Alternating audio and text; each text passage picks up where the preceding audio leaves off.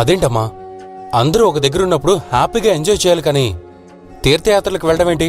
నేను ఒప్పుకోను. నేను కూడా ఒప్పుకోనమ్మా. ఎవరు ఒప్పుకున్నా ఒప్పుకోకపోయినా నేనన్న మాట తప్పను, అనుకున్న మాట తప్పను.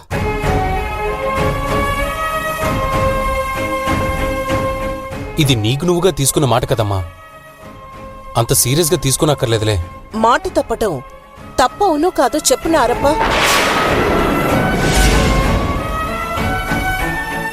తప్పేం కదని చెప్పున్నారప్ప. మాట తప్పితే మనిషి విలువ తగ్గిపోతుందని చెప్పు నారప్ప.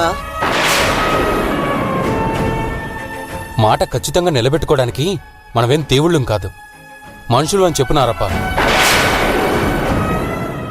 నువ్వు అలా చెప్పలేదనుకో, తనకు తాను ఇచ్చుకున్న మాటకి కట్టుబడి తీర్థయాత్రలకు వెళ్ళిపోతుందమ్మా. కొత్తగా పెళ్ళైన జంటకి పెద్దవాళ్లు తోడుగా ఉండాలి కదా అని నేనిన్ని రోజులు ఎక్కడికి వెళ్లకుండా ఆగాను. ఇప్పుడు నారప్ప వచ్చేశాడు కదా. నారప్ప, నువ్వొచ్చావు కాబట్టి ఇక్కడిక నా అవసరం ఉండదు. అట్లంటారేందమ్మా? మీకు మా నాయనకి పోలిక? ఆయననసలు లెక్కలోకి తీసుకోవద్దు. గిది మీ ఇల్లు. ఇక నుండి నారప్ప ఇల్లు.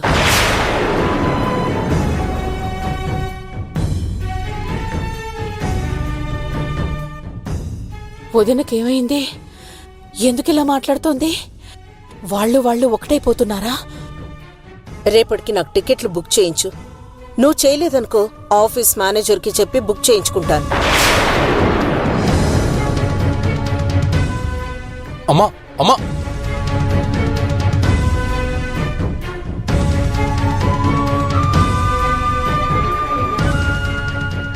నారప్ప రావడమేంటో, ఈవిడ వెళ్తానంటవేంటో, కొడుకు ఆగమంటవేంటో, ఈ నారప్ప మాట్లాడకపోవడమేంటో అంతా కన్ఫ్యూజన్గా ఉంది.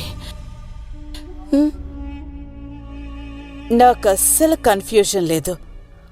ఆరాధన ఆయుష్ మూడాల్సిందే.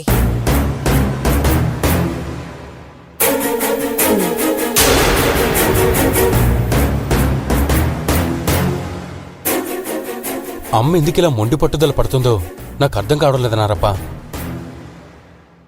అది నాకు తప్ప ఇంకెవ్వరికి అర్థం కాదు దేవుడయ్యా.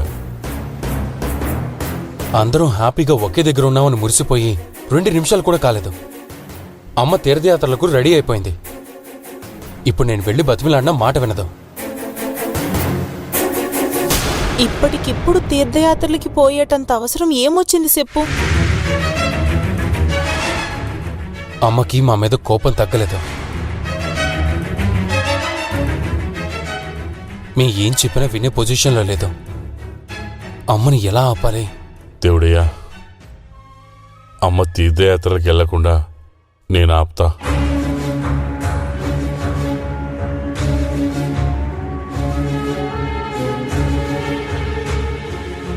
నేనే ఆపుతా. ఒక బాధ్యత నాది. థ్యాంక్ యూ నారప్ప, ఆ మాత్రం ధైర్యం ఇచ్చావు. ఇక నాకు చాలు. మా నాయన చెప్తే ఇంటదంటావా?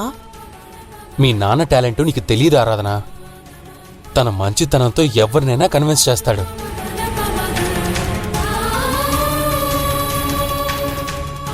నారప్ప, ఆలస్యం చేయకు. అస్సలు టైం లేదు. అమ్మ దగ్గరికి ఇప్పుడే వెళ్ళు. నన్ను కూడా తోడురమ్మంటావా? చెప్పు. వద్దు బాబు, మీరెవ్వలొద్దు. నేనొక్కడే పోతా. నేను మాట్లాడేస్తా.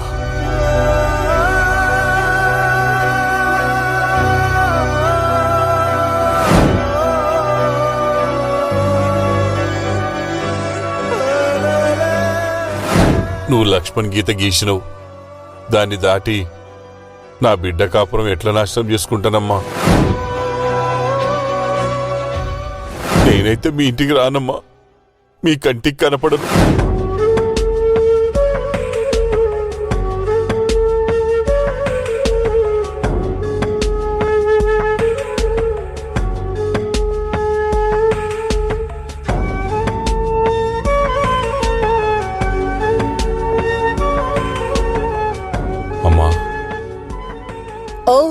మీరా నారప్ప గారు, రండి.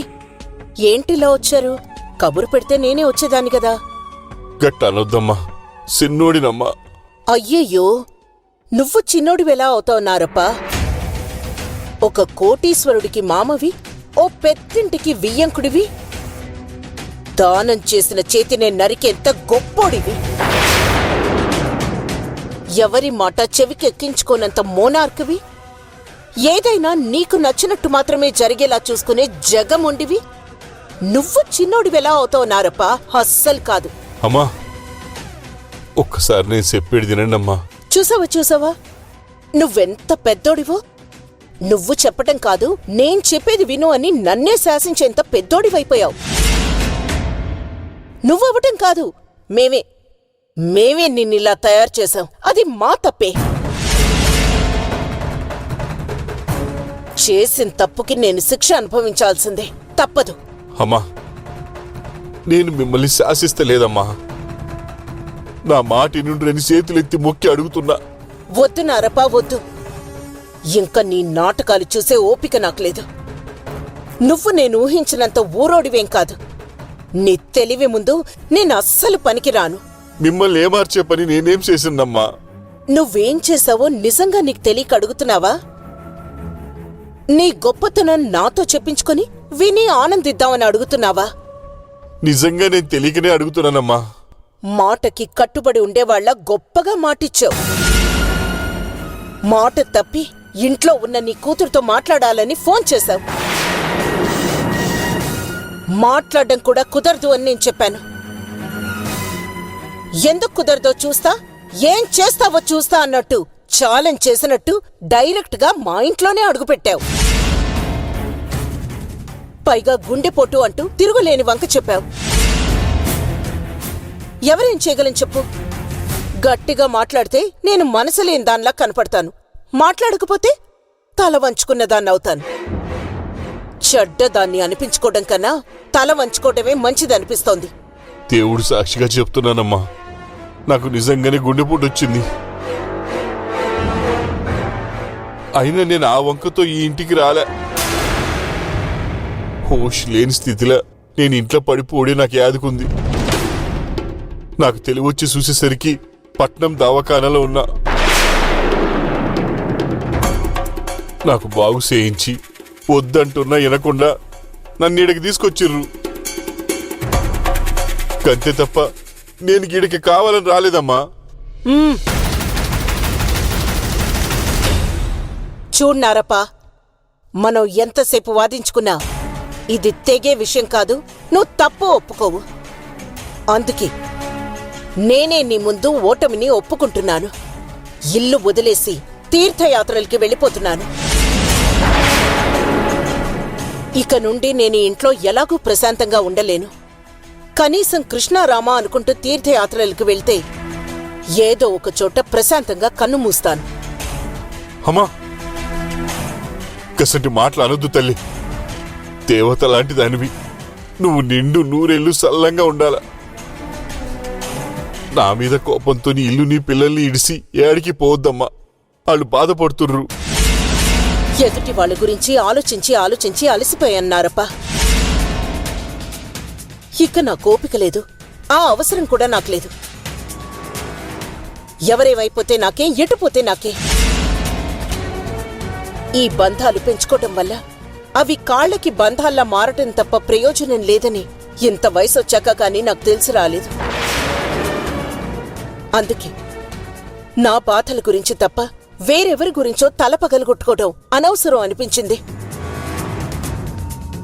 నాకెలాగో నా కొడుకుతో సంతోషంగా కలిసుండే అదృష్టం లేదు. కనీసం నువ్వైనా నీ కూతురుతో సంతోషంగా ఉండు.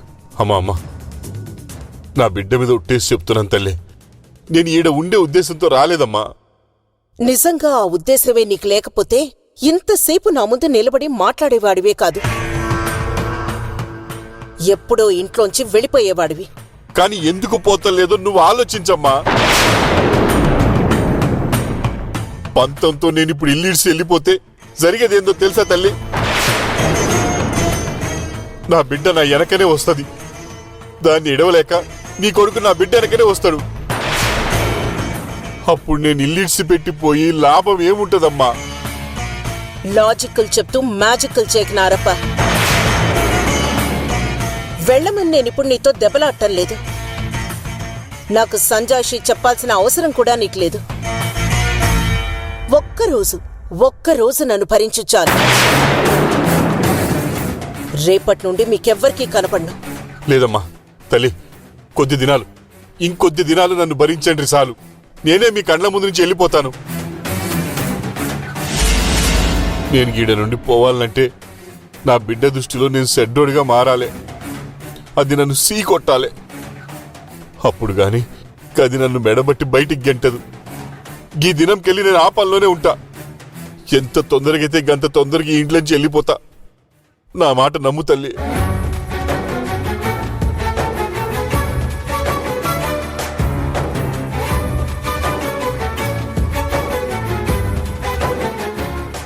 సరే తల్లి, ఇప్పుడే ఈ ఇల్లు ఇచ్చిపెట్టి వెళ్ళిపోతా.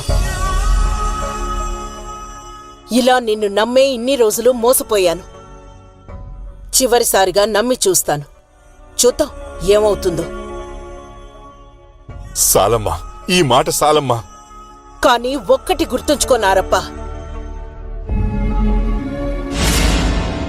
ఈసారి మళ్ళీ నేను మోసపోవటం అంటూ జరిగితే ఎవ్వరికి చెప్పకుండా వెళ్ళిపోతాను. జరగదమ్మా, గట్లేం జరగదు.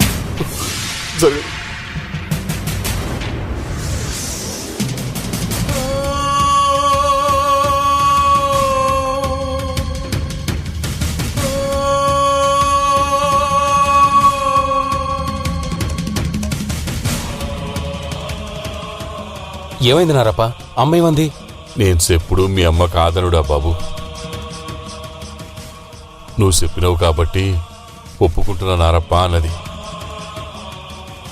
ఇప్పుడే కాదు, ఇంకెప్పుడు తీర్థయాత్రలకు పోదు. నిజమా నాయనా? మీ నాన్న టాలెంట్ నీకు తెలియదు ఆరాధన. అనుకుంటే ఏదైనా సాధిస్తాడు. చూసావా, నువ్వెక్కడుంటే మాకు ఎన్ని లాభాలో. పొరపాటును కూడా ఇంట్లోంచి వెళ్ళిపోతానని అర్థమైందా? ఆరాధన, నేను చెప్పిన ఆ 2 టాబ్లెట్లు మీ నాన్నకివ్వు, ఓకేనా? మర్చిపోకు.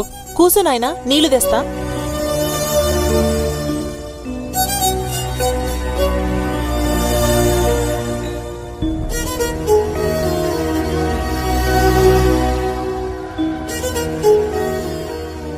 నాకు గుండెపోటు వచ్చినప్పుడే తీసుకుపోయేడుదుండే. ఎందుకు బతికించినవయ్యా స్వామి? నేను నిన్ను అడిగిననా? కోరని వరాలు ఎందుకు ఇస్తావు నువ్వు? నన్ను పానం లెక్క చూసుకునే నా బిడ్డతోని సి అనిపించుకోనుడంటే అది 100 సార్లు సావడం కంటే ఎక్కువ సామే. యముని నరకం కంటే ఎక్కువ. గా క్షోభ భరించనికి ఇప్పుడు నాకున్న శక్తి సరిపోదు సామే, సరిపోదు. నా గుండె రాయి చేసుకోవాలి, నా మనసు చంపుకోవాలి. నా వల్ల నా బిడ్డ పడే బాధ చూడలేక కళ్ళు 2 పొడుసుకోవాలి. ఎంత పెద్ద శిక్షేసినావు దేవుడా, ఎంత పెద్ద శిక్షేసినావు. అయ్యో,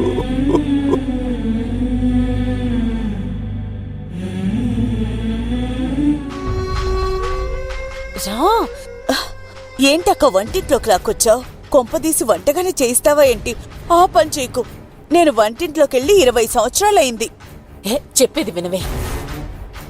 నీకు నాకు వంటిల్లు అచ్చిరాదని నాకు బాగా తెలుసు. మనం ఎక్కడ మాట్లాడుకున్నా కలిసి రావడం లేదని, వంటింట్లో అయినా లాభం ఉంటుందేమోనని ఇక్కడికి లాక్కొచ్చాను. ఓహో, వాస్తు కోసమా? అయితే సరే.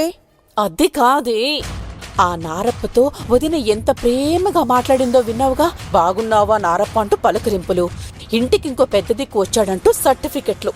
ఆ మాటలు వింటుంటే పాము ముంగిసా సరసాలాడుకున్నట్టుకుంది. చూడబోతే ఆవిడగారు అస్త్ర సన్యాసం చేసి రాజు పడేటట్టు కనిపిస్తుందక్క. లేకపోతే ఆయనగారు రాగానే ఈవిడగారు తీర్థయాత్రలకు బయలుదేరతానంటవేంటి? ఆ నారప్పొస్తే మీ తల్లి కొడుకుల్ని దూరం చేస్తాడు అంటూ చెవిలో జోరిగలాగా రొదిపెట్టాం కదే, పట్టించుకోదే. Time బాగోలేకపోతే mind పనిచేయదక్కా. మా వదిన టైం బాగోలేకపోవడం కాదే, మా ఫ్యామిలీకే బ్యాడ్ టైం స్టార్ట్ అయింది. అలా ఎందుకు అనుకుంటావక్క? కళ్ళ ముందు కనిపిస్తుంటే అనుకోక ఏం చేయనే? కూతురు పెళ్లి కొండెక్కింది, అది ఊరెళ్ళిపోతానంటూ రైలెక్కింది. మాట తప్పింది అంటూ అక్క మీద అలిగి మా ఆయన చెక్కేశాడు.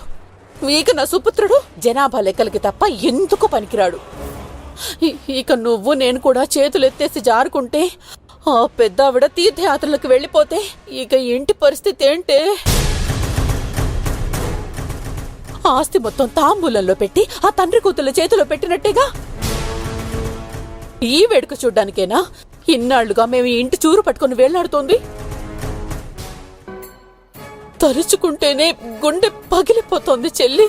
అక్క, చెప్పు చెల్లి. నేనిక్కడికొచ్చింది నీ ఏడుపు చూడ్డానికి కాదు, అక్క పెదాల మీద నవ్వు చూడ్డానికి.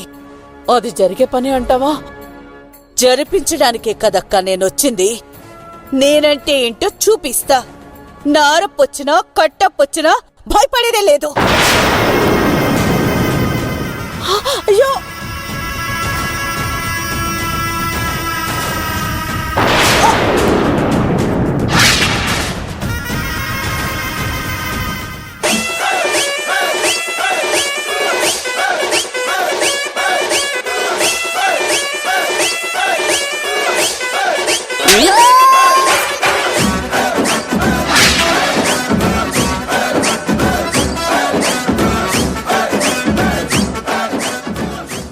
వదిలే ప్రసక్తే లేదు, వెనక్కి తగ్గేదే లేదు. పంజా విసరాల్సిందే, దెబ్బ కొట్టాల్సిందే. దీప మెడలో విషయాలతో తాళి కట్టించాల్సిందే. దానికి అడ్డుగా ఉన్న ఆరాధన్ని చంపాల్సిందే. చెల్లి,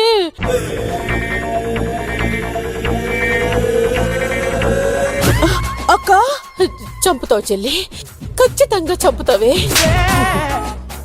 నీ మీద నాకు ఆ నమ్మకం ఉంది.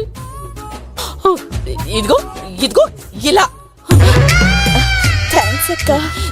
కానీ నువ్వు చంపేది ఆరాధంది కాదే, నన్ను నన్ను. అక్క,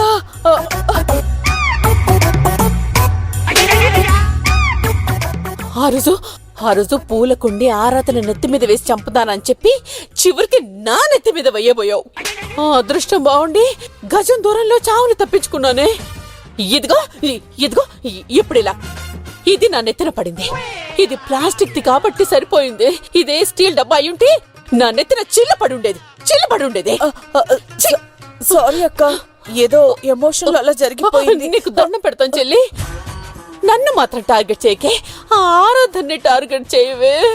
నేను కరెక్ట్ గానే టార్గెట్ చేస్తున్నానక్క, నువ్వే మేకలా అడ్డొచ్చి బలవుతున్నావు. ఇక నుంచి జాగ్రత్త పడతానే. ఛీ!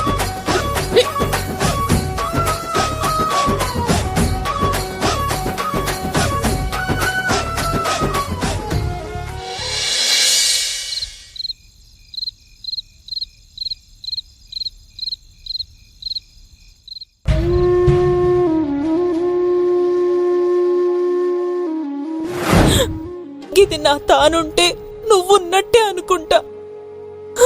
దీంతోనే ముచ్చట్లు చెప్పుకుంటా.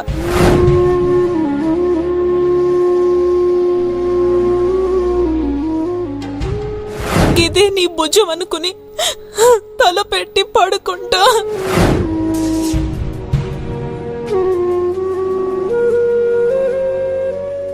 ఇంట్లో అద్దం మీద మరకలు పడితేనే అర్ధగంట తుడుస్తాం. కసంటిది ఇప్పుడు నా బతుకు మీద నేనే మరకలు వేసుకోవాలి. నాతోనయ్యే పనేనా ఇది? నేను బాధపడినా పర్వాలేదు, నా బిడ్డను బాధ పెట్టాల్సి వస్తున్నది. నాతోనయ్యే పనేనా ఇది? తప్పదు. నా బిడ్డకి నా మీద ప్రేమ ఉన్నంతకాలం నన్ను ఇడిచిపెట్టి ఉండదు. నేను ఈ ఇల్లు ఇడిచిపెట్టి పోవాలంటే నా బిడ్డ మనసులకే వెళ్ళిపోవాలి. అది జరగాలంటే నా బిడ్డ నన్ను అసహించుకునేలా చెయ్యాలి. వేరే దారి లేదు, తప్పదు.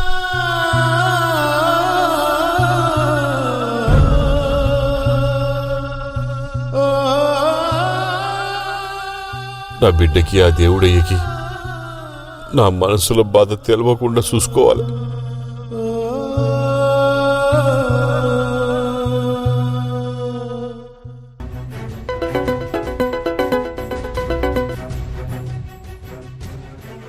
మేనేజర్ గారు, హలో సార్. సారీ, లేట్ హౌస్లో డిస్టర్బ్ చేస్తున్నాను. సార్ పర్లేదు సార్, చెప్పండి సార్. అదే, రేపటి నుంచి నేను ఆఫీస్కి వస్తాను. Happy sir. రేపు నాతో పాటు నా వైఫ్ ఆరాధన, మా మామగారు నారప్ప కూడా ఆఫీస్కి వస్తారు. నా మ్యారేజ్ అనుకోకుండా జరిగిపోయింది. ఎవరిని పిలవలేకపోయాను. అవును సార్, మేము అదే అనుకున్నాం. అందుకే రేపు వాళ్ళని తీసుకొచ్చి అందరికీ ఇంట్రడ్యూస్ చేయాలనుకుంటున్నాను. చాలా హ్యాపీ సార్. నేను ఆ ఏర్పాట్లన్నీ చూసుకుంటాను సార్. Okay bye. విన్నావుగా నారప్ప, రేపు మనం మా ఆఫీస్కి వెళ్తున్నాం. మా ఆఫీసు అనకు దేవుడయ్యా, మన ఆఫీసు అను. అవును కదా, మన ఆఫీస్ అనాలి. Correct correct. నువ్వు నా పక్కనుంటే ఇదే అడ్వాంటేజ్ నారప్ప. నన్ను కరెక్ట్ చేస్తూ ఉంటావు. నీ నుంచి చాలా నేర్చుకోవాలి. నీ మంచితనమే నా ఆదర్శం. నా మంచితనం నాకే పనికి రాకుండా పోతోంది. అది నాకే బరువైపోతోంది. దాన్ని ఆదర్శంగా తీసుకోకు దేవుడయ్యా, బాధపడాల్సి వస్తుంది. చూడు, ఉదయం 10 కల్లా రెడీ అయిపో. బాబు, మరి గప్పుడు నాకు సూట్ గిట్ల కొన్నావు కదా, యాదుందా? ఆ, ఆఫీస్కి ఇక తీసుకొని రమ్మంటావా? మస్తు కొడుతుంది. దేవుడికి మామని కదా, జర లెవెల్గా ఉంటుంది. వేసుకోమంటావా? అంటే అది మళ్ళీ ఎప్పుడైనా వేసుకుందులే నారప్ప. మళ్ళంటే ఎప్పుడు? నా మనోడు బార్సాలకా? సర్లే గాని, నువ్వు ఎట్లా అంటే అట్లా, గట్లే గాని.